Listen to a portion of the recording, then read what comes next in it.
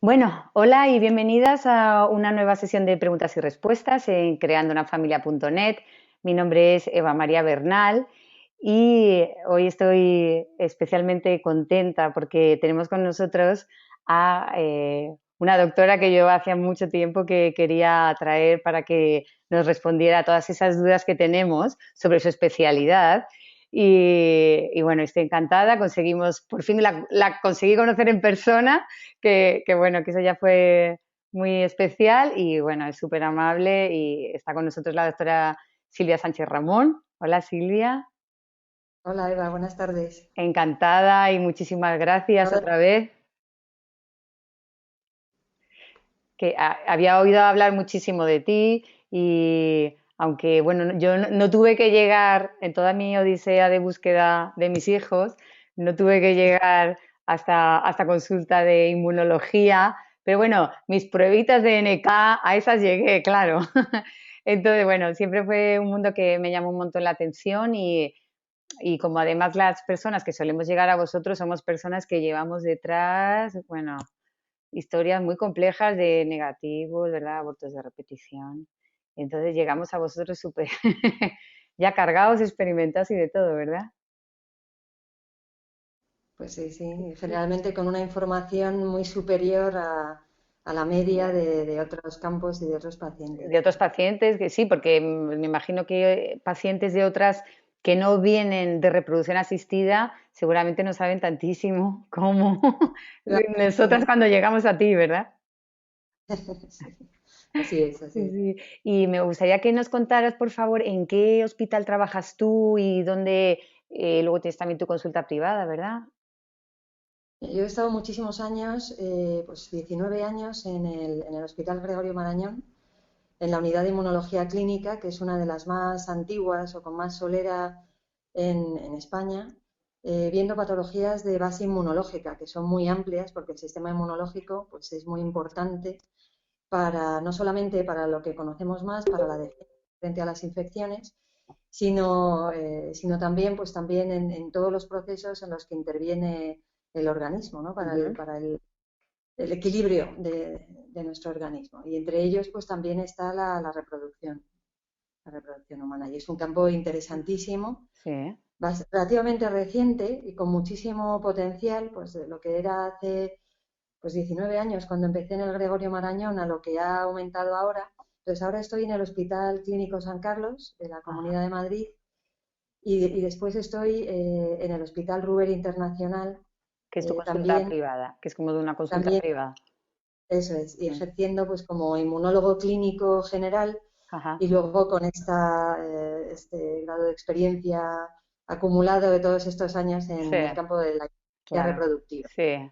Y te quería preguntar, porque claro, es que casi todas las personas que están ya en este punto de necesitar el mundo inmunología te conocen. Entonces me preguntan directamente si atiendes online, porque claro, a ti van pacientes de toda España y que sí, de Península, de Canarias y seguro que alguien del extranjero también viene. Entonces, quería saber si a ti hay que ir siempre presencialmente o también puedes atender online. No, muchas gracias por la pregunta y por lo que me Nah, es estás de diciendo. verdad, es que es verdad.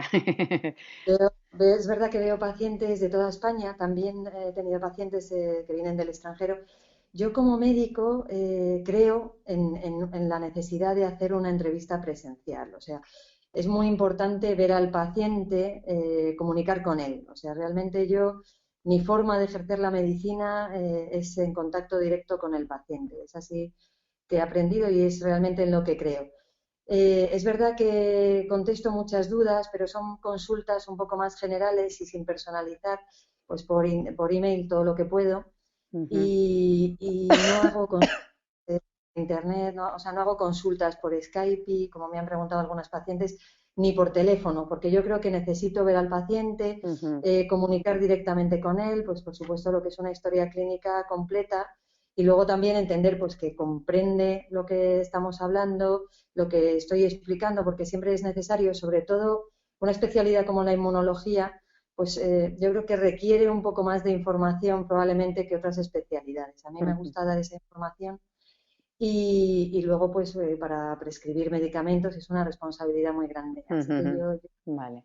O sea, que te pueden encontrar o en las de Madrid Eh, en el San Carlos o por privado en el Rubén Internacional. Vale, fenomenal. Pues ahora lo que me gustaría es que, por favor, que nos hablaras un poquito de qué es la inmunología, porque nosotras llegamos a ti, bueno, porque como ya nos han hecho de todo, de todo, de todo, nos ha pasado de todo, decimos, Dios mío, pues a ver si va a ser algo de inmunología. Y pasando de las NK y de estaré rechazando el embrión, pues tampoco sabemos mucho más. O sea, estas son como nuestras leyendas, ¿no?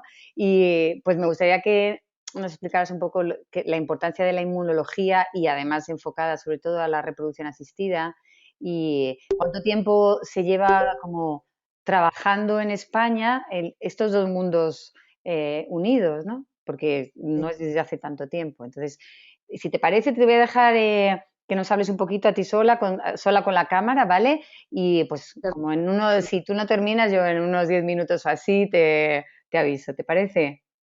Perfecto, Vale, perfecto. venga, muchas gracias. Es verdad que muchísimas veces los mismos pacientes te preguntan qué es la inmunología en general, también otros médicos, en los que no hay una cultura de inmunología clínica en sus hospitales. Entonces, el inmunólogo clínico ve problemas que se refieren a patologías de base inmunológica, fundamentalmente inmunodeficiencias, es decir, defectos de nuestro sistema inmunitario que lo que predisponen es pues, a personas a tener más infecciones de lo normal, y eso pues, también se puede contabilizar, a tener infecciones que no se curan adecuadamente con el tratamiento convencional o que es necesario antibióticos intravenosos, es decir, infecciones más frecuentes o más graves o que no responden adecuadamente a los tratamientos habituales. Cada día hay más inmunodeficiencias, no solo primarias, en la que yo tuve una formación un poco más especial en el extranjero, sino también inmunodeficiencias secundarias en muchos pacientes pues, que tienen tratamientos inmunosupresores por enfermedades reumáticas, fundamentalmente, o enfermedades inflamatorias o digestivas, y que están pues, con tratamientos como son los corticoides, como son otros inmunosupresores, o con terapias biológicas que cada día son más frecuentes. Y luego, enfermedades del sistema inmunológico hay muchísimas, porque el sistema inmunológico se ocupa un poco de todo lo que es el equilibrio, es un sistema de relación, como puede ser el sistema nervioso, el sistema endocrino, entre todos los otros sistemas del organismo, un poco más implicado en lo que es la defensa frente a infecciones o frente a tóxicos. Y luego está, y recibo también muchos pacientes pues, con enfermedades autoinmunes que pueden llegar a ser muy complejas y que sus especialistas consideran pues, que requiere una visión más por un inmunólogo clínico. Y luego está este campo del que vamos a hablar hoy, que es todo el campo de la inmunología reproductiva, que es realmente ya un campo totalmente establecido, ¿no? Que tiene su sociedad americana y la sociedad europea de inmunología reproductiva y que trabajamos un poco a expensas de otros especialistas que son los médicos de referencia de estas patologías y que son, por supuesto, los ginecólogos obstetras, y nosotros aplicamos ahí pues una ayuda, un valor añadido pues para ayudarles a que las pacientes que tienen problemas en su gestación, ya sea pues abortos de repetición, es decir, cuando se tienen 3 o más abortos, según la definición convencional, pero a partir de 2 abortos en los que no se conoce la causa, se debería realizar un estudio inmunológico. En los últimos años se ha desarrollado muchísimo lo que es la medicina reproductiva, la reproducción asistida. España es un país tremendamente avanzado frente a otros países de la Unión Europea.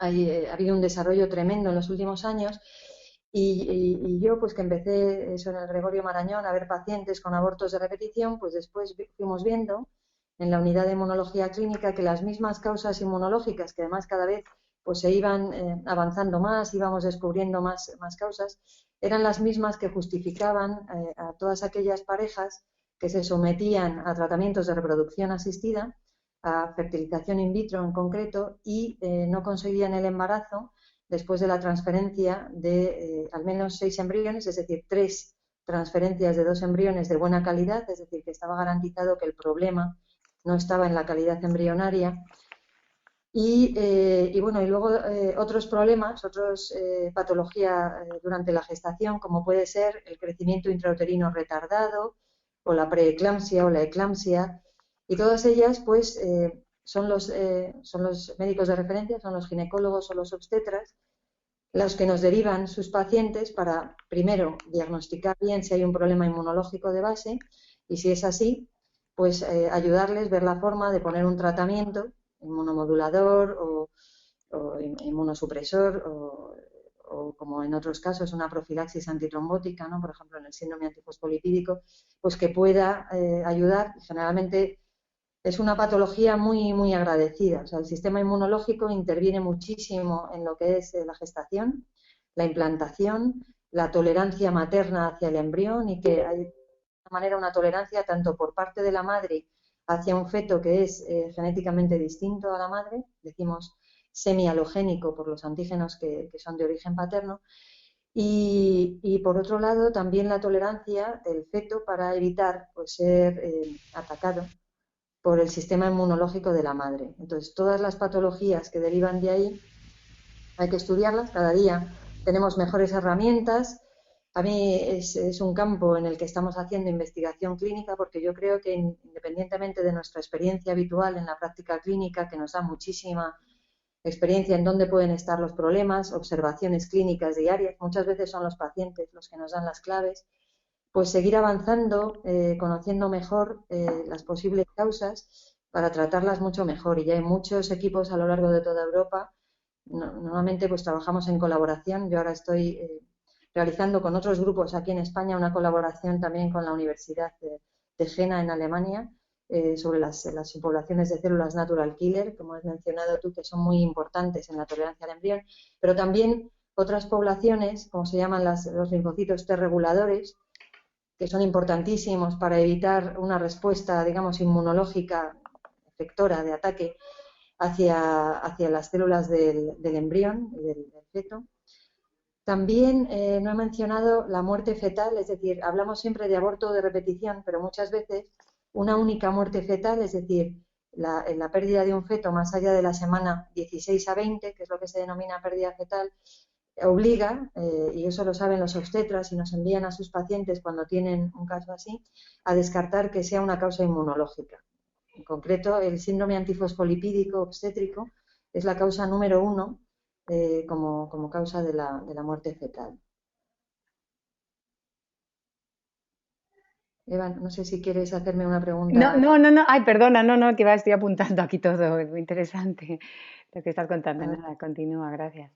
En concreto. Y entonces mi labor habitual es, llevo ya muchos años, y es verdad que cuando empezamos pues se conocían muy pocas causas.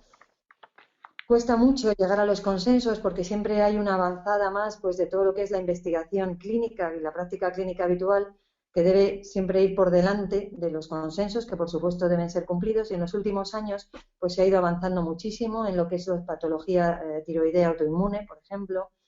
Ahora estamos también trabajando en el despistaje de enfermedad celíaca, y estamos trabajando en concreto en el Hospital Clínico San Carlos, donde yo trabajo. Todo el servicio donde yo llegué es un servicio muy experto de rutina, ¿no? De la asistencia, y luego en investigación en lo que es la enfermedad celíaca. Entonces les interesó mucho este grupo de pacientes que se identifican por abortos de repetición, incluso por esterilidad, y que no están diagnosticados. Se hace un despistaje, muchas veces tienen una enfermedad celíaca convencional con manifestaciones digestivas, pero otras veces es simplemente una manifestación extradigestiva, es una sensibilidad al gluten o una intolerancia al gluten en muchos casos, y ahí pues es importantísimo hacer un despistaje, un diagnóstico, y después pues dar las recomendaciones de la dieta sin gluten que se debe hacer. Y ahí estamos también avanzando en investigación clínica en un trabajo de una investigadora básica del servicio de inmunología. Las células natural killer son unas células clave para lo que es la implantación, y de hecho hay diferentes subpoblaciones. Ahora se ha descrito recientemente que estas células asesinas naturales, ¿no? Que son en principio unas células excelentes, con excelente actividad antiviral o antitumoral, pues también tienen un papel muy importante en lo que es la tolerancia al feto. Entonces, son las células que tienen un perfil regulador en el endometrio, son las que van a favorecer la tolerancia al feto, y no solo eso, sino que van a favorecer lo que es la formación de las arterias espirales uterinas, o sea, lo que es la vascularización del embrión y del feto, de la placenta, en el endometrio materno. Entonces, el hecho de que haya un exceso de células citotóxicas que no deberían estar expandidas, pues tiene un efecto nocivo para el embrión, va a interferir con la supervivencia del embrión, como otros procesos autoinmunes. En los últimos años, pues he visto muchas pacientes que tienen enfermedades autoinmunes sistémicas, eh, algunas claramente identificadas o definidas, y que las envía su reumatólogo, por ejemplo, porque en el contexto de su enfermedad autoinmune pues tienen problemas en relación con la gestación, y ahí pues hago una labor un poco de consultor clínico de otros especialistas para ver en el caso del embarazo qué se puede hacer para que el embarazo salga adelante y no tenga problemas.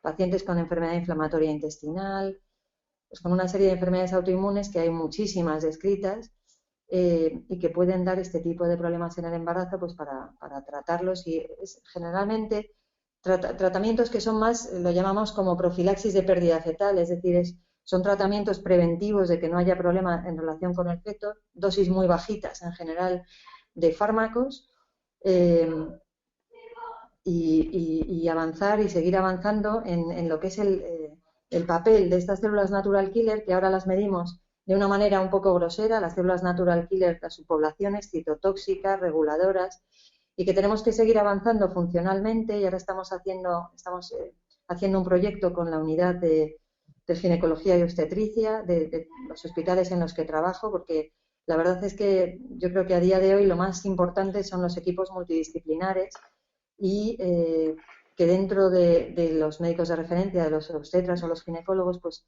que haya siempre, pues en este caso, pues un inmunólogo clínico, hematólogos, endocrinos, todos aportando pues lo mejor de nuestro conocimiento y de nuestra experiencia, pues para que no haya problemas durante el embarazo, y para que vaya todo fenomenalmente bien. Vale, pues a ver que me pongo en la cámara. Pues nada, muchísimas gracias por esta introducción. Has dicho un montón de aspectos que no conocía, además que nos lo has explicado muy bien a nivel usuario, que es lo que nosotras necesitamos. Y me ha llamado mucho la atención lo de que la mayor causa de abortos tardíos sea el síndrome Antibiótico. antifosfolítico. Sí, Sí, pues es que eso, claro, hay muchísimas mujeres que ni lo saben. Y tú decías que muchos ginecólogos que trabajáis, muchos con pacientes que os mandan de los ginecólogos, pero yo creo que de reproducción asistida también vamos muchas pacientes espontáneamente. también muchas pacientes espontáneamente, sí. Sí, porque todavía como que, a ver, no todos los ginecólogos, ¿verdad? Acaban de... Claro, una cosa es los equipos con los que yo he colaborado siempre y que tienen un inmunólogo clínico en su hospital, y que ya están acostumbrados a la colaboración y lo que puedes aportarle, y otros pues que realmente no saben lo que es un inmunólogo clínico, no saben si realmente podemos aportar algo, y a lo mejor pues esa duda hace que se retrase muchas veces la interconsulta del Ya, paciente. sí. Te quería hacer una pregunta antes de pasar con todas las preguntas de las personas que han venido. Em, ¿Cuál es el porcentaje de pacientes que llegamos a vosotros con problemas, no embarazos, abortos o negativos, papá? ¿Cuál es el porcentaje de personas que al final realmente tenemos problemas inmunológicos? O sea, si sabes, ¿no? Más o menos, porque a veces vamos como que ya nos han visto todo, todo, todo, es lo único que nos queda, pero de ahí luego muchas nos vamos sin que tengamos nada, tampoco, ¿verdad? No, no mucho, porque la verdad es que la mayoría de las pacientes que me llegan, como tú dices, llegan después de haberse realizado, después de haberse descartado todas las posibles causas, pues anatómicas, ¿no? Que siempre se recomienda pues alguna prueba de imagen, y vienen hecho con una histeroscopia, una histerosalpingografía. Se han descartado causas endocrinológicas, y la mayoría de los casos pues tienen sus hormonas tiroideas hechas, o se ha Ujú. descartado que haya resistencia a la insulina, o que haya una hiperprolactinemia, ¿no? Que eso normalmente los ginecólogos, el estudio hormonal lo realiza, el screening lo realiza muy bien. Y normalmente causas infecciosas también se han descartado. Normalmente el cariotipo también nos llega con el hecho, y realmente o muchas veces o se hace primero el estudio de descarte de problemas hematológicos que tengan que ver con la coagulación, ¿no? De trombofilia. Sí, O sea que generalmente cuando llegan a mí ya realmente se han descartado otras muchas causas y en mi caso yo creo que la mayoría, la gran mayoría, encontramos siempre alguna sí, alteración inmunológica que sea, pues, que sea fácil de abordar. sí. Yo diría más o menos como en un 80% de los casos encontramos algo, Ah, 80 un 85%. O sea, pues sí. realmente siempre encuentras alguna pequeña alteración Ujú. que no se ha tratado, pero quizás también con el sesgo de que son pacientes que ya vienen muy bien estudiadas desde otros De puntos. todo lo demás. Vale, vale, fenomenal. Pues nada, pues si te parece, vamos a pasar ya a la parte de preguntas y respuestas. Muy Vale. bien. Vamos a ver, tengo aquí. Vamos a empezar con una de las personas que ha venido, Noelia. Me gusta, bueno, quiero decir antes de que empecemos que tenemos que tener todas en cuenta que estamos aquí, vamos a estar 3 cuartos de hora, ¿no? Respondiendo preguntas y respuestas. Tener en cuenta que la doctora, aunque yo le he mandado la mayoría de las preguntas, ella no ha estudiado los casos. Os va a dar una respuesta bueno, que está dada sin tener todos los datos, ¿vale? Sí, Aunque sí. sé que lo esperáis vamos, con muchas ganas lo que ella os diga, que tengáis en cuenta eso, porque también, si no para ella, esto es una presión de, de La preguntas responsabilidad.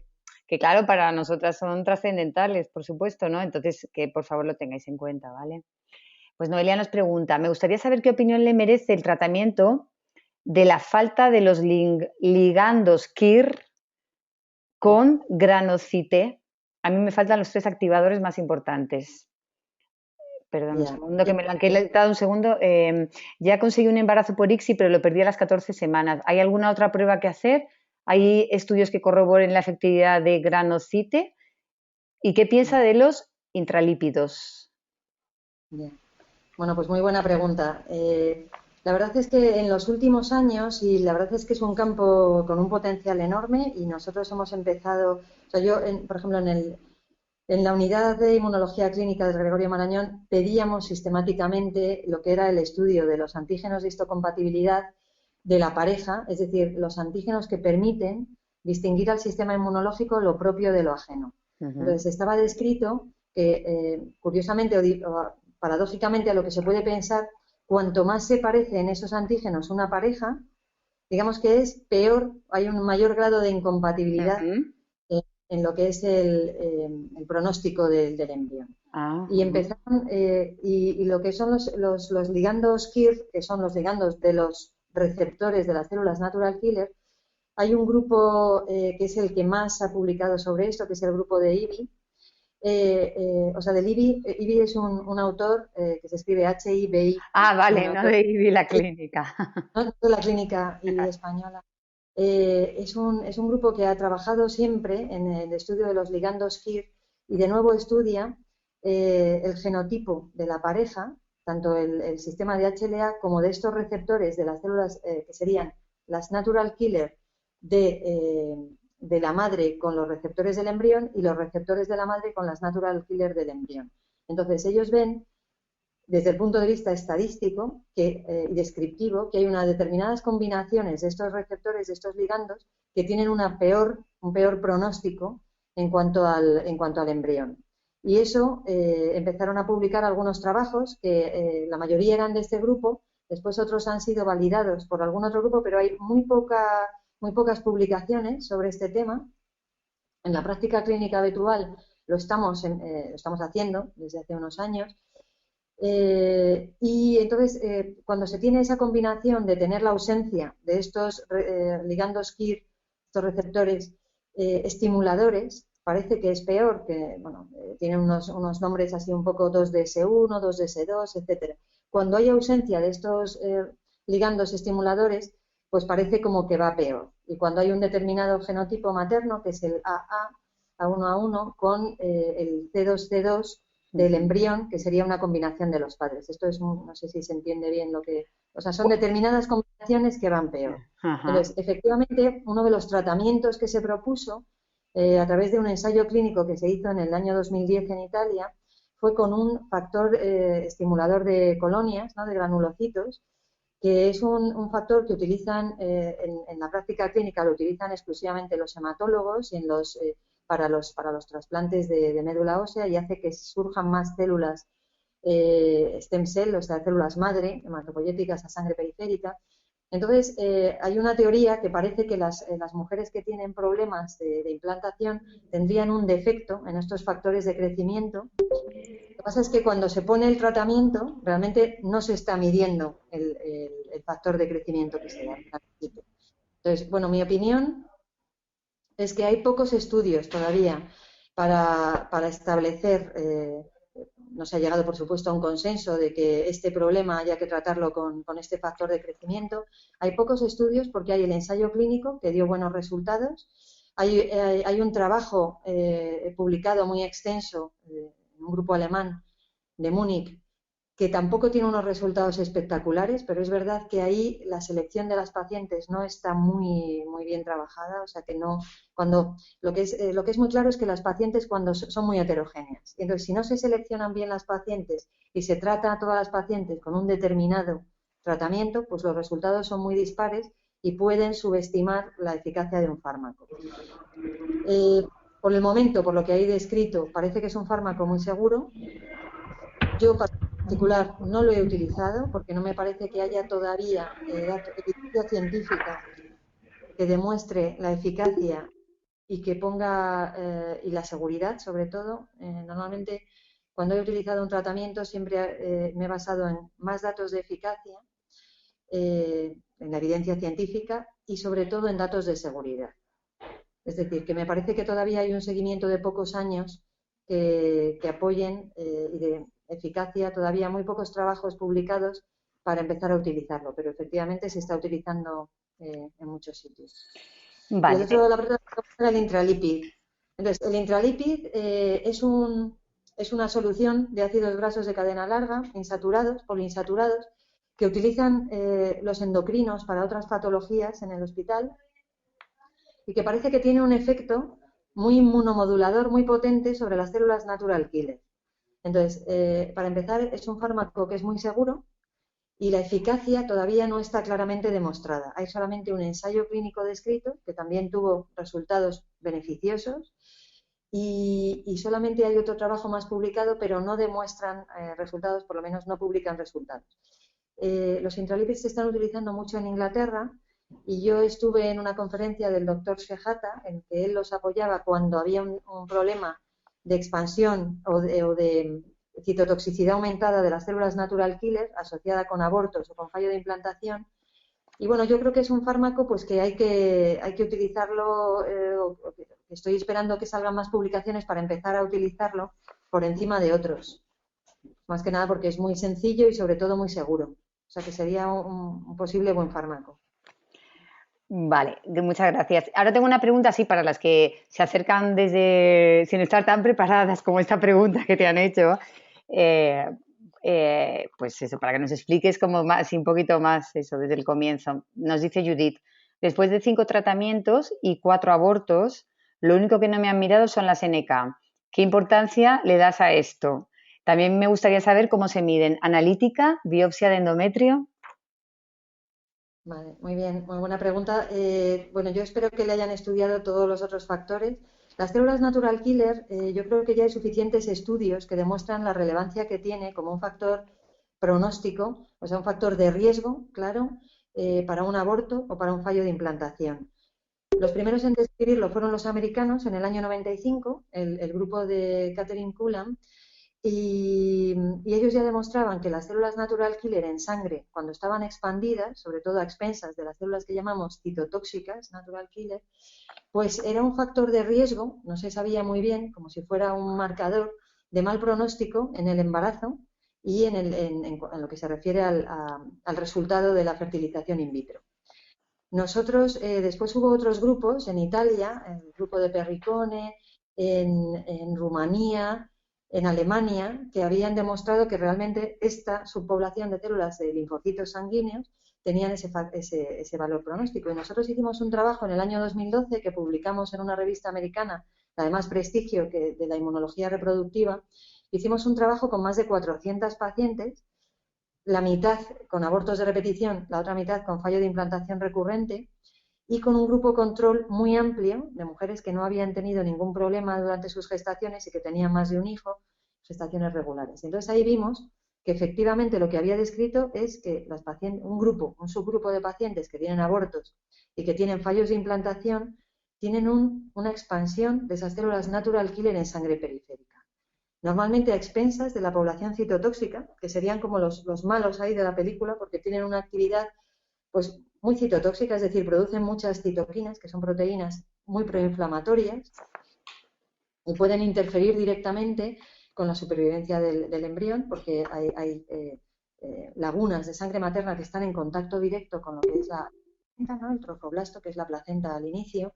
Y luego ha habido muchos trabajos y hay muchos grupos de investigación que están investigando también las células natural killer a nivel del endometrio, a nivel del adecido y del endometrio, es decir, a nivel del útero, en contacto Ujú, directo también con el embrión. ujú, El origen de estas células endometriales, hay varias teorías, una que dice que son las células de la sangre y otra que dice que no, que son células que se forman y se diferencian a nivel local. Y esto todavía no está aclarado. Hay una controversia ahí. Actualmente sí que hay mucha defensa hacia que el origen probablemente o una parte del origen sea desde la sangre. Es decir, que hay publicaciones que apoyan ambas cosas, como medirlas en sangre periférica. Yo normalmente ujú. las mido en sangre periférica, medirlas en endometrio, y hay centros que las miden y que lo tienen muy estandarizado en el endometrio. Yo realmente veo pacientes que están seguidas en centros en toda España, centros de mucho prestigio, muy buenos, y concretamente había un grupo en la clínica Ginefib en Madrid que lleva muchos años midiendo las natural killer en el endometrio. Cuando estaban elevadas, ellos me derivaban al paciente para ser evaluada, y lo que nosotros hemos podido observar en todos estos años, pues es que generalmente había una concordancia muy alta entre la expansión de células de natural killer en sangre y en endometrio. Y había muy pocos casos que la tenían expandidas en endometrio y no en sangre. Y lo sabía, Ujú. y hay casos descritos, pero yo los he visto, es un porcentaje muy pequeño de casos. Y, O sea que y- sí que parece establecido el factor de riesgo. sí, vale, o sea que sería interesante, bueno, aunque dices que es Desde bastante parecido en general, pero sí que es interesante hacerlo de las dos maneras. representa más o menos en el trabajo que nosotros hicimos en el año 2012, representaba un 40% de las pacientes, es decir, que es un subgrupo y que es un Muy subgrupo grande, que se podría muy grande. beneficiar pues, de un Sí. tratamiento monomodular. Ajá. Y me preguntaba Bárbara, otra de las personas que me ha mandado preguntas, porque a ella le han hecho una biopsia de endometrio y han mandado las muestras a Alemania, porque allí están haciendo unos estudios para ver cuál es el tipo de tratamiento que le va a su Seneca. Ajá. Nosotros estamos trabajando, ahora Has oído hablar de estos estudios en Alemania, ¿no? yo, por ejemplo, conozco al profesor Udo, ay, no me sale, Udo Market, está en la Universidad de Jena. Y él está trabajando en diferentes subpoblaciones de células natural killer en el endometrio. Y nosotros estamos preparando una colaboración con él directamente y con otros grupos dentro de aquí de España, que supongo que esta paciente está A lo mejor. Sí. siendo estudiada por uno de los equipos aquí en España que está trabajando con él. Yo supongo Ujú. que se trata de él. Sí. Sí, a ella le han dicho que dependiendo de qué tipo de NK tenga, pues le dan como un tratamiento específico para esa NK. Y Bueno, como no lo había oído nunca, pues ella, pues entonces me decía, me preguntaba si tú habías bueno, oído. quiero decir que una vez que se demuestra que tiene la subpoblación de células natural killer altas, y estamos, por ejemplo, nosotros intentando ver cómo son esas natural killers, si están activadas, por ejemplo, qué grado de diferenciación tienen, qué marcadores expresan de estos KIR, etcétera. Pues una vez que ves que están activadas, pues ya es un poco decidir el inmunomodulador. No creo que haya un perfil específico que decida qué tipo de fármaco, pero sí a lo mejor pues que Vale, ellos estén poniendo un tratamiento determinado frente a otro y haciendo el estudio con eso. Supongo que se ok, trata más de eso. vale. Eh, Otras chicas me preguntaban que cuándo esté indicado empezar a hacer un estudio inmunológico. Tú has dicho antes que después de 2 abortos habría que empezar a hacer el estudio, ¿verdad? Ya, o sea, así en general, En pensando lo que se general, refiere como un protocolo, ¿tú cómo lo en empezarías? general, a partir de 2 abortos de causa desconocida, ya se considera que es necesario, y eso es por revisiones de grado de evidencia, realizar un estudio inmunológico. Y En fallo de negativos, claro, negativos, no, en no, fallos de implantación, lo que vas a decir. fallo de implantación, la definición actual considera 3 transferencias de 2 embriones cada una de buena calidad, es decir, 6 embriones en total. Sí, en el caso de ovodonaciones serían 4 embriones en total, porque son 2 ovodonaciones, sean de 2, sean de 1, 2 transferencias de embriones de buena calidad, que no hayan dado un embarazo positivo, o bien que haya dado positivo, pero que se pierda a lo largo de las primeras semanas, Vale. acción bioquímica, un aborto. Después, el caso, por ejemplo, de una muerte fetal, como decía antes, ya Ujú. exige un tratamiento inmunológico, es especialmente importante, ¿no? Por lo que implica encontrar la causa y evitar que se repita. Perdona, a partir de la semana 16 empezáis A a partir de hacer. semana 16, sí, sí, a Ujú. partir de semana 16 ya se considera muerte fetal.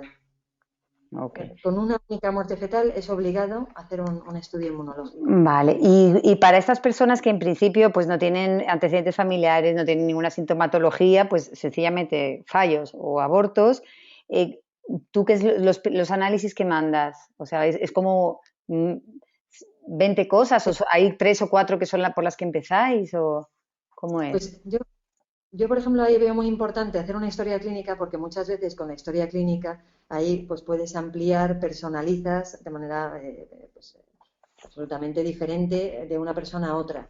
Como un patrón general, pues es importante ver si tiene anticuerpos antinucleares, que es como un marcador inespecífico de autorreactividad, ¿no? Como de activación del sistema inmunológico y luego ya ver si dan positivos, pues especificar y profundizar más.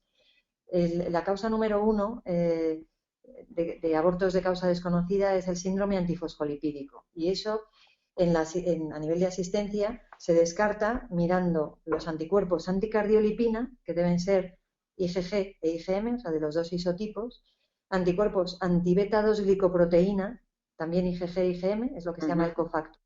Los anticuerpos del sistema inmune van dirigidos frente a esta proteína cofactor. El anticoagulante lúpico, son como los 3 marcadores de laboratorio que se deben hacer. Después es importante mirar los anticuerpos antitiroideos. En muchísimos trabajos recientes no solamente es importante mirar las hormonas tiroideas, sino descartar que haya la presencia de anticuerpos frente a las 2 proteínas tiroideas, la tiroglobulina y la peroxidasa tiroidea, Ujú. porque muchas veces, incluso en personas que tienen la situación del tiroides normal, la presencia de autoanticuerpos pues puede alertar de una posible hipofunción a nivel de la gestación.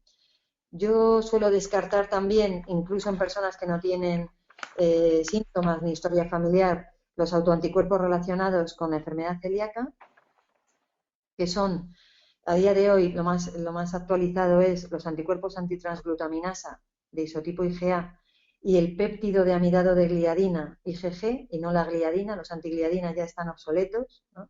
Se debe hacer el péptido de amidado y IgG para descartar por un lado la IgA y por otro lado la IgG.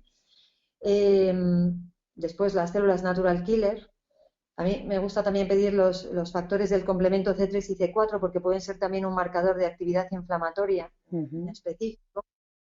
Y bueno, más o menos con eso ya se tiene un perfil inmunológico básico, pues y luego pues personalizar, porque hay personas pues que te pueden contar que tienen una gastritis o que tienen déficit de vitamina B12 y es necesario pues pedir o que Sospechas. tienen alergias. O sea, ya depende un poco la historia clínica Ujú.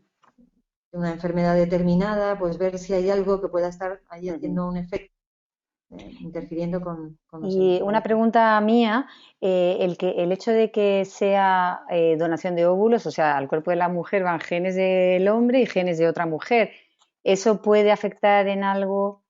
Muchas se quedan embarazadas, pero ¿eso puede afectar? Que claro, Bueno, inmunológicamente, ¿o eso no? efectivamente es una pregunta interesantísima que está sin contestar a día de hoy. A diferencia, claro, muchas veces cuando una mujer se somete a una fertilización in vitro, y no siempre, pero muchas veces, es porque no consigue el embarazo de manera natural y porque muchas veces pues, la calidad de los ovocitos no es suficientemente buena. Ujú. Así que el pronóstico, es decir, el resultado de esa fertilización in vitro va a ir en función de la calidad de los embriones y de la calidad de los ovocitos y de los Sí. espermatozoides, por supuesto.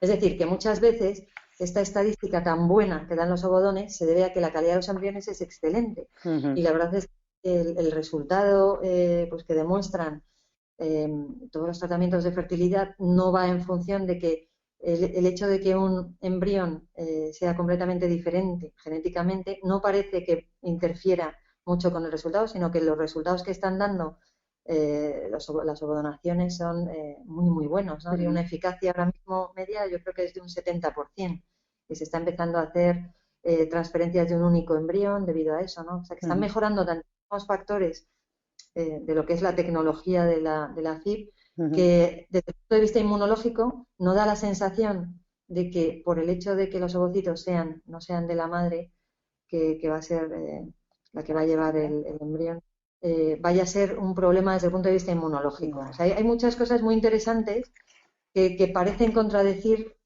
un poco la idea que tenemos de que un embarazo es como un injerto, ¿no? Y que cuanto más parecido mejor. No, Ujú. no, no parece que las cosas sean exactamente así, Sí, sí. pero quedan muchos aspectos por aclarar. Sí. Mira, ahora te voy a contar el caso de Sara.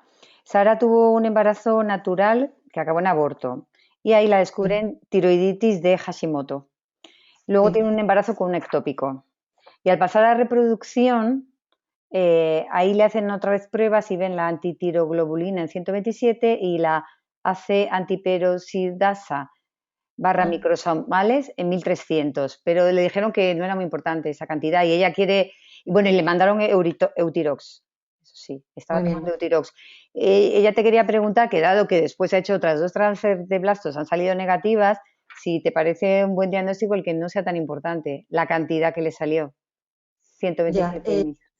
la verdad es que el título de los anticuerpos antitiroideos, que sea 120 o 1000 o 2000 o 5000 pueden llegar a ser, no parece que sea, o sea, que se correlacione con la actividad mayor o menor de la enfermedad autoinmune. Y de hecho, los anticuerpos se utilizan al diagnóstico de un hipotiroidismo autoinmune, es la causa más frecuente, la tiroiditis de Hashimoto, es la presencia de anticuerpos, antiperoxidasa y antitiroglobulina.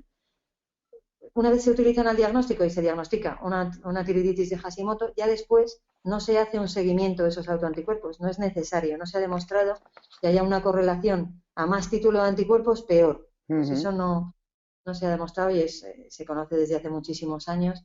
Es decir, que si está tratada con Eutirox, está perfectamente tratada. Si sus niveles de TSH están por debajo del nivel que Bien. dice el Consejo Internacional con respecto al embarazo, pues respecto al tiroides estaría perfectamente seguida y no tiene que preocuparse, no tendría que preocuparse de eso. Habría que buscar otras causas ahí que puedan justificar el El resultado. resultado, porque el aborto que tuvo fue de 9 semanas y se pregunta si a esas alturas las NK ya pueden, o sea, que si hubieran afectado, como que tendrían que haber afectado ya antes, que si le ha dejado llegar hasta la semana 9, pueden haber sido las NK o no. Bueno, o sea, las natural killer pueden actuar desde el inicio hasta el final de la gestación. Ujú. Son muy importantes para la implantación porque son importantísimas en la formación de los vasos, como decíamos antes, de las arterias uterinas, pero no se puede descartar. O sea, no hay un patrón específico que se diga, bueno, como es en esta semana va a ser esto. No, eso no es así.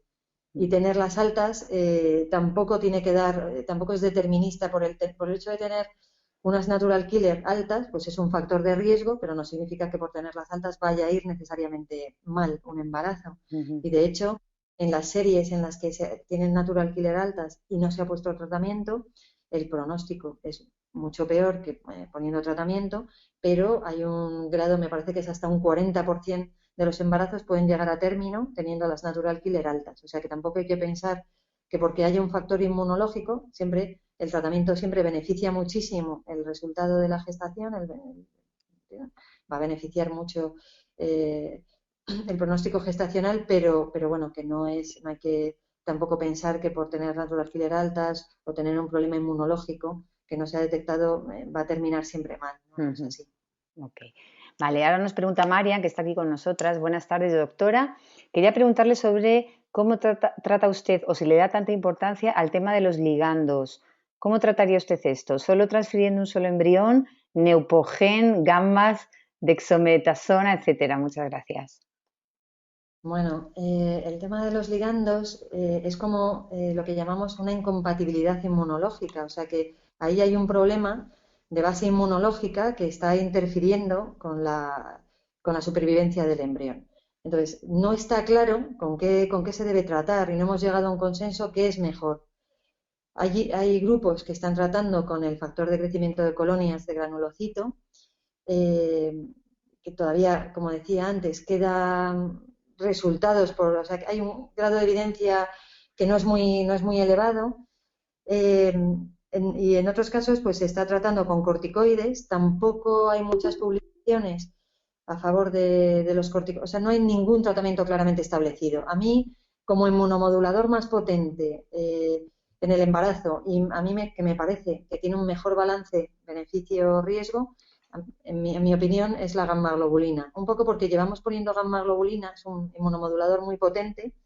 Llevamos poniendo gamma-globulina en el embarazo pues 30 años, los inmunólogos más, porque tratamos a las pacientes que tienen una inmunodeficiencia y que se quedan embarazadas con gamma-globulinas, y ahí pues por consenso internacional las gamma-globulinas son muy importantes tanto para la madre como para el feto en el contexto ese de inmunodeficiencia. Pero también es verdad que el hecho de poner un tratamiento, ver que va muy bien, que después en otras enfermedades autoinmunes, como pueda ser el lupus o la esclerosis múltiple o la artritis reumatoide o la púrpura trombocitopénica inmune, se trata también en el embarazo con inmunoglobulinas y siempre se prefiere a los inmunosupresores que pueden tener efectos adversos tanto para la madre como para el bebé. Pues bueno, yo siempre he preferido como primera opción las gamma-globulinas como inmunomodulador. Hay otras muchas opciones, porque inmunomoduladores, pues por ejemplo, como comentaba, los corticoides, y ahora es una época en la que empieza a surgir publicaciones, siempre dosis bajas, en diferentes momentos, claro, al inicio del embarazo, a lo mejor más al final, eh, pues, eh, pues bueno, y luego, por ejemplo, el tratamiento con la suplementación con vitamina D, que también es un inmunomodulador, y luego, pues con otras terapias biológicas, como el anti-TNF-alfa, también hay publicaciones y hay ensayos clínicos. Parece más seguro justamente al inicio del embarazo porque no atravesarían la placenta. Y yo creo bueno, que ahora mismo con lo que tenemos, con el armamento de tratamientos que tenemos, de los que podemos disponer, siempre elijo los que me dan más seguridad. Claro, el problema de las gamma es el precio que tiene, que muchos pacientes no pueden hacerlo por eso. Y Es entonces, un fármaco muy caro, sí, sí. Es un fármaco, pues, debido a su preparación, a su fabricación, que hace, pues, que tenga, para exigir el máximo grado de seguridad, pues tiene que seguir unos pasos que al final hace que su precio en el mercado sea muy alto. Sí, y eso ujú, hace que en la actualidad se esté utilizando mucho, pues, otros fármacos que son mucho más baratos, pero claro que también menos, hay que ahí menos eficientes, claro, claro. bueno, realmente para hablar de eficacia tiene que haber ensayos clínicos y lo que nos faltan ahora mismo son ensayos clínicos. Ujú. Yo espero que en los próximos años se van a hacer muchos ensayos clínicos y se va a elegir, y tenemos la necesidad de ver cuál es más eficaz y eso nos ayudará muchísimo, claro. Y una pregunta, todos, pues todos los factores que, por ejemplo, podéis descubrir en un análisis cuando vamos, ¿son factores que para la vida normal nos pueden afectar? Porque claro, o sea, aquí nos pueden salir un montón de cosas y parece como todo para el embrión, pero vale, luego nace el Ya. niño y todos tus descubrimientos hay que estar pendientes de qué pasa con ellos. Hombre, quiero decir, siempre que hay una alteración inmunológica, excepto las células natural killer, que realmente el tenerlas un poco más altas de lo normal, eso, pues consideramos que en principio no tiene por qué ser ninguna, o sea, desde luego no es ninguna patología tener las natural killer más altas de lo normal. Muchas veces son reactivas a algo que no sabemos lo que es, que podría ser, a lo mejor, en algunos casos, muchas veces pueden ser constitutivas. Una persona, pues, que simplemente tiene más linfocitos, más células natural killer que otra, igual que otro tiene más linfocitos B, o más linfocitos T, o más neutrófilos. En otros casos pueden estar altas de manera reactiva, pues a lo mejor alguna infección que esté latente, o a algún fármaco, alguna toxicidad que tenga el paciente. En principio, tener unas natural killer altas puede ser una ventaja, pues, frente a infecciones virales. Eh, por ejemplo, se considera una ventaja, es decir, que ahí no sería un problema. Otras alteraciones inmunológicas, por ejemplo, tener anticuerpos antifosfolípido, pues ya supone una alteración, en el caso de los abortos se llama síndrome antifosfolipídico obstétrico, que se trata en el caso del embarazo, pero que después, fuera ya del embarazo, conviene hacer un seguimiento pues una vez al año, porque no deja de ser pues un factor de riesgo vascular. Claro, vale. Eh, Tener otro tipo de autoanticuerpos, pues hay que hacer un seguimiento clínico y un seguimiento de laboratorio. Vale. El tiroides, pues hombre, lo hacen un seguimiento los endocrinólogos. Tener problemas de la diabetes en el embarazo, que es importantísimo, también lo van a seguir los endocrinos. Tener problemas, una enfermedad celíaca, por ejemplo, no diagnosticada, pues luego también siempre va a exigir un seguimiento, una dieta libre en gluten, pero bueno, siempre tener un seguimiento médico, Ujú, probablemente testimonial, sí. pero anual. Ujú. Leí un artículo que decía que de las mujeres infértiles un 11% tenían algún tipo de intolerancia al gluten. Ah, bueno, sí, es que nosotros hicimos un trabajo hace unos años y tanto las pacientes con abortos de repetición, yo creo que quiero recordar que fue un 11%, no era intolerancia, era sensibilidad al gluten, es decir, Sensibilidad. Ujú, tenían anticuerpos realmente frente o bien la enzima que se encarga de la absorción sí. de la gliadina, del gluten, o bien directamente a este péptido de amidado, ¿no? Que es el, digamos, el que actúa como estímulo para el sistema inmunológico. Ujú, Tenían anticuerpos. Y en sí. el caso del fallo de implantación recurrente era más un 14 o un 15%. Y esto lo llevamos a un congreso. Es mucha, mucha gente, ¿no? Es mucho, es mucho, es Es mucho. mucha, sí. De ellos había un porcentaje pequeño, que es mucho por lo que a veces luego dicen, bueno, pero luego no hay una enfermedad celíaca como tal. Un porcentaje de estas pacientes tenían una enfermedad celíaca clásica, es decir, que les hacían una, una endoscopia y una biopsia y sí que tenían pues un problema ahí a nivel de absorción intestinal Ujú, y de la mucosa intestinal, y otras no, tenían los anticuerpos, pero no tenían la afectación ujú. intestinal característica y sin embargo pues sí que estaba influyendo Eso es en fertilidad. su, en su Ujú, fertilidad. qué Y eso es interesante. un campo también interesantísimo y que vemos que está influyendo en la calidad de los ovocitos en algunos casos. Y luego, que se conoce desde hace muchos años, también influye en el crecimiento intrauterino, es decir, que haya un retraso en el crecimiento del embrión, o sea, que influye en otras cosas que Ya. de cara al embrión. Sí. Ujú. Mira, pasamos a otra pregunta de otras de las personas que están aquí. Nos dice, ¿qué opina que teniendo las NK expandidas me recetaron prednisona a dosis bajitas, pero perdí los dos embriones de ovo? No sé si es que fue un aborto o que dio un negativo. Después Ya, le descubrieron el virus del papiloma. Ay, perdón, un segundo que se me ha ido. Le descubren el virus del papiloma y en el siguiente tratamiento no le quisieron recetar nada de nada.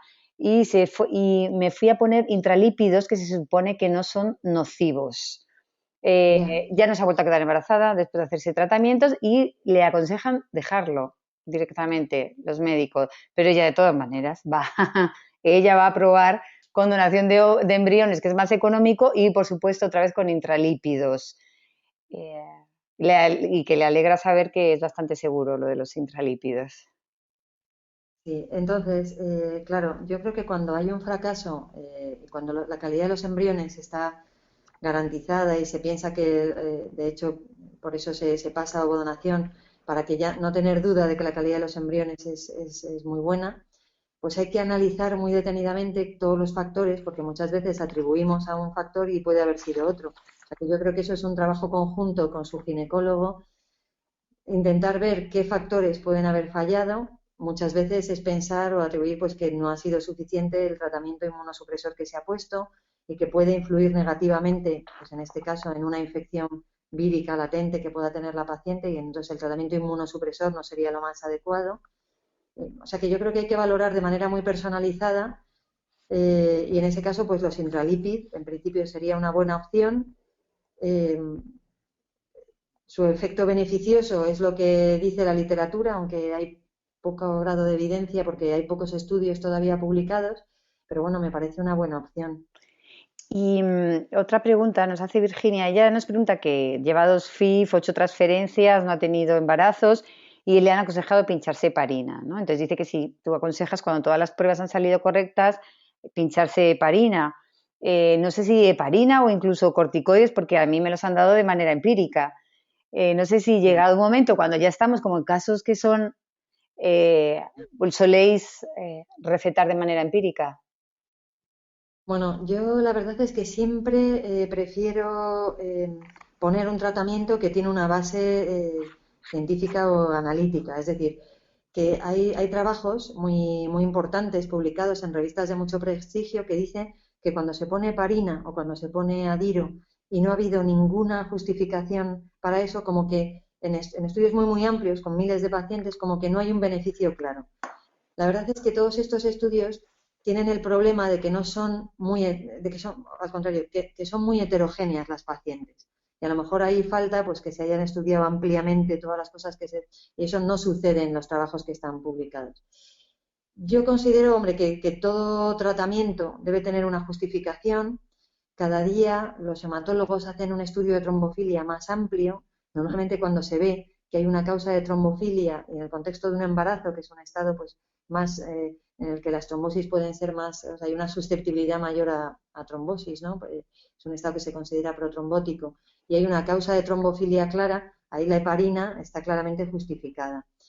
Muchas veces los ginecólogos mismos ponen un tratamiento empírico porque no encuentran nada y porque cuando se estudia la fisiopatología, lo que está pasando, la causa de un aborto o de un fallo de implantación, la mayoría de las causas tienen mucho que ver con la inflamación y con la coagulación de la sangre. Entonces, siempre que eso, pues como digo, esté justificado y no sea malo para el paciente, no vaya a producir un daño, pues bueno, es verdad que se utiliza en la práctica clínica habitual y que Ujú. sabiendo que son Sí. dosis muy bajitas y seguras. Porque en Estados Unidos, si no me equivoco, casi por protocolo, los pacientes se pinchan heparina.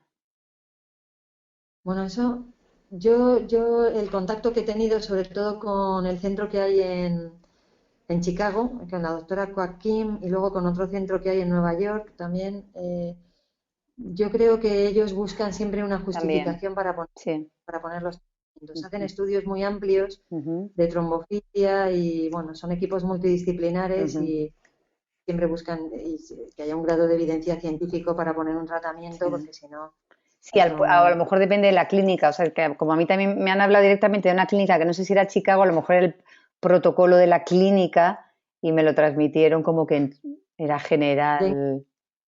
La heparina. Ujú. Vale, tenemos aquí otra pregunta de Alicia. Nos dice que tuvo un aborto en la semana 18, se paró el latido. Vuelve a estar embarazada de 7 semanas. Ay, que se me va. Tras una FIV. Tras el aborto le Ajá. hicieron análisis de cariotipos, coagulación, histeroscopia, coagulación, todo salió bien. Mi duda es, ¿puede pasar que haya algún valor en las pruebas de coagulación que esté dentro de los rangos de referencia y que sin embargo se disparen con el embarazo? Si es así, ¿cuáles son esos valores? Lo que no dice si le han hecho pruebas de inmunología, porque su aborto es después de 16 semanas. Sí, sí, sí.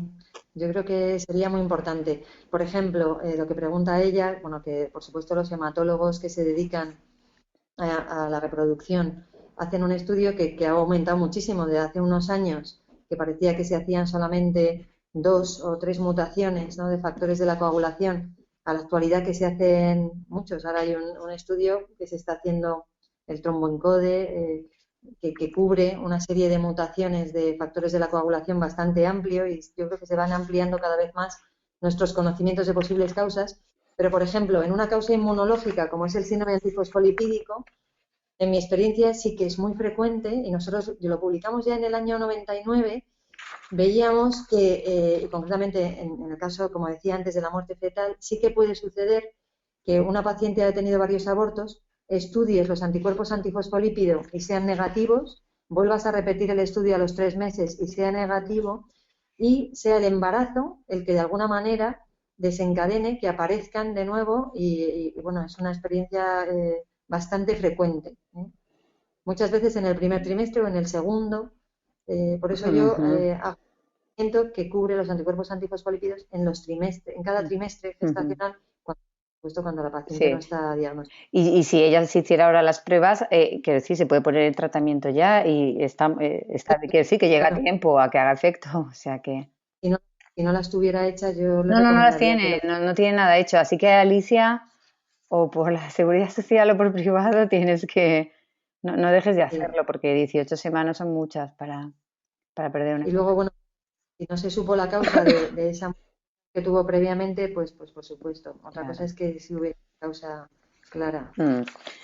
Vale, muchas gracias. Pues tenemos aquí otra pregunta, que también muy interesante, aunque no es directamente de reproducción, pero sí de salud sexual femenina. Los casos de candidiasis vaginal recurrente no producidos ni por antibióticos, ni anticonceptivos orales, ni corticoides, ¿podrían tener relación con algún problema inmunológico? Y si es así, ¿cómo podría detectarse y cuál sería el tratamiento para que no se produzcan nuevos episodios?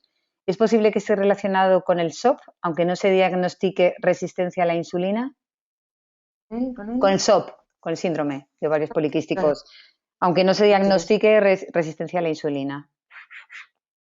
Bueno, la verdad es que las candidiasis efectivamente tienen muchas posibles causas, no solo sistémicas, es verdad que los problemas de hiperglucemia, de diabetes, o sea, posibles factores desencadenantes sistémicos, también hormonales de otro tipo, de hormonas sexuales, también locales a nivel del pH, o sea, no siempre relacionados con antibióticos, como dice la paciente. Puede haber defectos, sí, o sea, puede darse el caso de que haya defectos de la inmunidad específicamente frente a la cándida, y eso tiene pruebas específicas que normalmente pues exigen un buen laboratorio para ver un defecto. Normalmente cuando se tiene candidiasis, un defecto inmunológico, a la cándida, no suelen ser únicamente vaginales, sino que suele ser a lo mejor un grado en otras localizaciones, pues bucal o cutáneo, que está descrito y nosotros lo estudiamos, y pueden ser defectos de la inmunidad innata o bien específica frente a la cándida, y eso se puede estudiar, pero normalmente no son candidiasis vaginales exclusivamente. Ujú. Entonces, cuando hay un caso de candidiasis recurrente, yo creo que hay que acudir a un buen infectólogo para acabar con esa infección, y después pues mejorar todos los factores locales, pues con probióticos, o sea, mejorar todos los factores ahí que se vea que puede tener la paciente que esté influyendo, pues para evitar las colonizaciones por cándidas. Ujú. A veces son problemas, pero se suelen resolver muy bien cuando hay un buen especialista detrás. Normalmente primero yo creo que sería más un infectólogo tratar bien la infección y después Ujú. actuar con Sí, es otras que medidas. la candidiasis, muchísimos ginecólogos, Silvia, te mandan óvulos y Creo que lo suelen... crema y ahí se No, acaba lo que hacen. Eh, ya, ya. por eso es lo que es igual que llegamos a ti, como ya después de casi teniéndonos que saltar a muchos profesionales con la candidiasis, es que pasa lo mismo, que nadie, muy poco, no nadie. Quiero decir que es difícil que te la lleguen como a tomar en serio, ¿no? O sea, ya puedes tener, Ya. pero 3 infecciones al año, que para que un médico diga, vamos a hacer un estudio a ver qué está pasando aquí.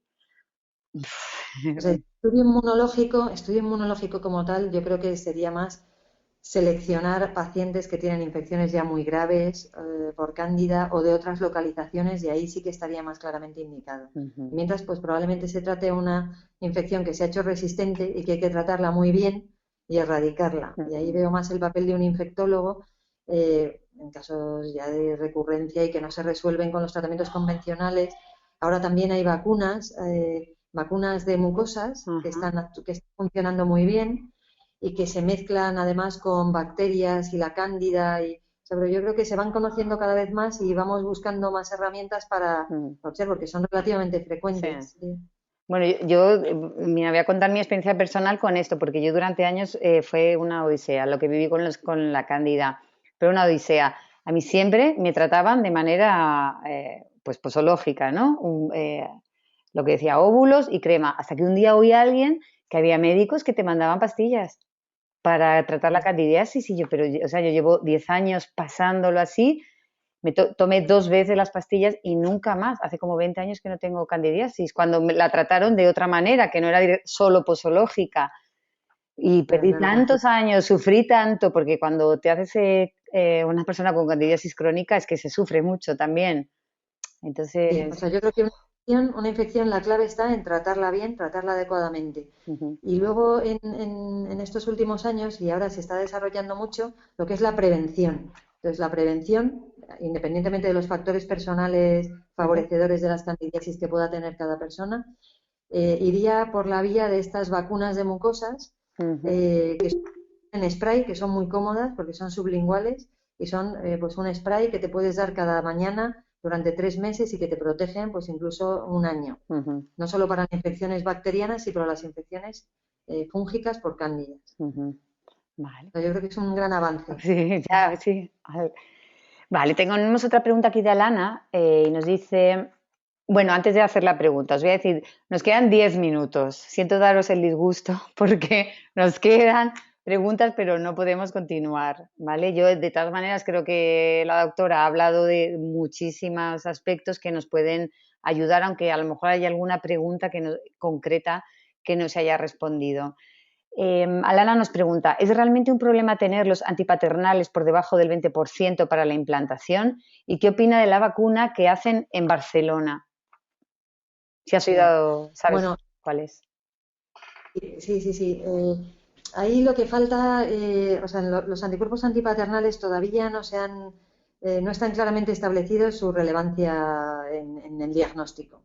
Es decir, que si muchas pacientes me llegan, parece que, o sea, el significado es que parece que lo normal es que una mujer crea anticuerpos frente a las células de su pareja y aparecen estos anticuerpos antipaternales, que es frente a los linfocitos de su pareja, y lo normal es que sean positivos. Así que cuando es menor del 20%, que serían negativos, eso digamos que es un factor negativo de cara a la gestación. Eso en la literatura médica no hay un grado de evidencia que demuestre claramente su valor diagnóstico y yo no lo solicito, o sea, no forma parte del estudio inmunológico de screening claramente demostrado. Así que, claro, lo que supone ya el tratamiento con la vacuna de anticuerpos antipaternales, sí que hay publicaciones, pero la última publicación, la última vez que yo hice una búsqueda de esto, que no hace mucho, era del año 2005, y bueno, demostraba un beneficio del 50%, con lo cual a mí no me parece que tenga un grado de evidencia demostrado, pero Ujú. bueno, es verdad que muchos pacientes pues acuden al centro donde se hace Y la y se hacen. benefician de entrar en este. Vale, muchas gracias. Pues Carmele nos pregunta si puede tener algo que ver que sus 4 IADs negativas, o sea, inseminación con semen de donante, hayan sido negativas. Puede ser debido a que tuvo el citomegalovirus, aunque ya tiene los anticuerpos y es una infección antigua. Bueno, si fue una infección que tuvo relación temporal con el momento en el que se hizo las inseminaciones, sí que podría ser un factor ahí negativo de cara al embarazo. Ahora, si es simplemente que ha tenido una infección pasada y que tiene anticuerpos, pues no veo en qué podría haber influido negativamente. O sea, la serología positiva frente al citomegalovirus pasada, o sea, una IgG frente al Ujú. citomegalovirus, es muy frecuente en la población general, pues en torno hasta un 90% de la población general tiene serología positiva a citomegalovirus y no tiene por qué suponer un problema de cara a la gestación. Vale. Otra pregunta. ¿Cuántas semanas tienen que pasar en el caso de tener una primera determinación de anticoagulante lúpico positivo para repetirlo? Tengo entendido que antes eran 6 y ahora son 12 semanas. ¿Es así? La verdad es que para los anticuerpos antifosfolípido es necesario 12 semanas, o sea, 3 meses, y el anticoagulante lúpico con una única determinación positiva no se necesita más. Además, cuando se está en tratamiento con heparina, porque normalmente ya cuando la paciente se queda embarazada se pone en tratamiento con adiro y con heparina, con la heparina ya la prueba de anticoagulante positivo pues no puede dar positivo por un problema de la tecnología, de la técnica por la que se Ujú, hace. Es decir, que una vez que se está en tratamiento anticoagulante ya no tiene sentido pedir esta prueba. Con ujú. una única detección ya se tiene el criterio de laboratorio de síndrome antifosfolipídico. En una pareja con distinto RH, ¿cuándo aconseja vacunarse? ¿Sería posible que este tema afectara a la fertilidad, produciendo problemas en la implantación cuando no se ha recibido la vacuna al no existir embarazo previo o aborto? ¿Es posible que se haya producido aborto antes de la primera falta y nuestro cuerpo haya generado ya los anticuerpos? ¿Cómo podría detectarse? Ya, hombre, yo creo que el tema de la incompatibilidad de RH está muy claramente establecido, lo conocen todos los ginecólogos, está muy protocolizado, se pide el test de Coombs indirecto para ver si hay anticuerpos y generalmente no da problemas al inicio de la gestación, no da problemas en la implantación, sino que da más problemas más tardíamente, el problema de anemia o eritroblastosis fetal, y otros problemas de incompatibilidad surgen más bien al final del embarazo. La vacuna se suele poner en la semana 28, se suele poner después del parto, ¿no? En las primeras 72 horas, o se suele poner después de un aborto. Entonces es muy fácil detectar que esa paciente tenga anticuerpos antes de quedarse embarazada y no creo que pudiera ser la causa o que pudiera atribuirse como fallo de implantación. Ujú. Vale, vamos a hacer las dos últimas preguntas, que creo que son cortitas, pero cuando la candidiasis es asintomática, se ha tratado y no se han conseguido quitar, ¿podría estar influyendo en la fertilidad? Hombre, no sé, yo pienso que no. Si es una candidiasis asintomática, quiero decir, hay cándidas, forma parte de la flora vaginal normal. Entonces, una candidiasis asintomática, si es una infección asintomática, bueno, cualquier infección puede influir negativamente, pero no me parece que pudiera ser atribuida así a una causa de infertilidad, de esterilidad, o no me parece una posible causa. Pero en Ujú, cualquier caso, si es una infección, pues hay que tratarla adecuadamente, erradicarla y, y en ese momento buscar la ujú, gestación. ujú. La persona que nos escribió antes, que te dije que había perdido dos embriones, yo no sabía si eran dos embriones, que era un negativo aborto, había sido aborto, un aborto de gemelos.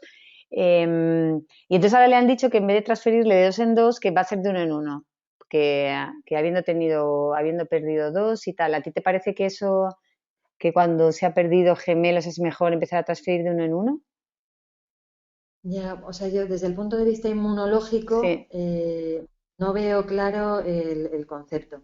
Yo creo que eso es más una decisión, un criterio ginecológico, es decir, más el pensar las posibilidades de que se quede embarazada y tal, y no tanto inmunológico. Sí que Ujú, hay un trabajo que he escrito, publicado recientemente, este año o el año pasado, que dice que cuando hay problemas o se sospecha una incompatibilidad, mejor un embrión que dos. Hasta ahora, desde el punto de vista ginecológico, se decía lo contrario, o sea que ahí es un poco, hay una controversia que tendrá que ser resuelta. A mí la verdad es que me cuesta creerlo, ¿eh? Hay un trabajo reciente que dice que mejor uno que dos, ujú, pero es un único trabajo el que dice eso. vale. Y yo creo que también tiene eh, muchos lados por explicar. No lo veo claro. Vale, muy O sea, bien, lo que consigue el ginecólogo más desde el punto de vista de su técnica. vale, fenomenal. Sí, es que el médico le ha aconsejado que ahora de uno en uno. Que Por sea eso uno. ella Bueno, tenía pues la duda. Ujú, la calidad es muy buena. Sí. claro. Bueno, pues nada, hasta aquí hemos llegado, Silvia, y a todas las personas que han estado con nosotras.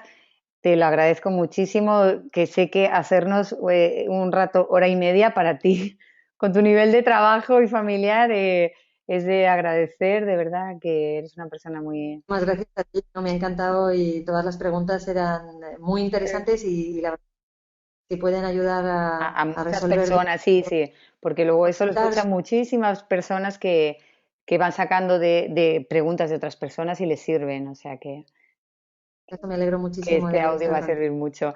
Así es que nada, os doy las gracias a todas por estar aquí.